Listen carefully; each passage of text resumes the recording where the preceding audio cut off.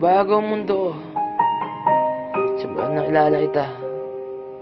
At tila bang ako na yung pinakamasaswerteng tao sa mundo. Ikaw nagpapasaya sa malungkot kong buhay. Nandiyan ka palagi kapag wala akong makausap, lalo na sa problema kong kinakaharap. Ikaw, nagsisilbing krayola sa wala kong kulay na buhay. Ikaw na yung maituturing kong buhay na ayaw ko mawala. Ikaw ang mabahay paglalabang ko hanggat kaya ko. Pero ganun pala talaga, no? Minsan isang araw sa buhay natin, magbago ang mundo, magbago ang tayo. Ikaw, ang dating papasaya, pero ikaw din pala ang dahilan sa aking kalungkutan.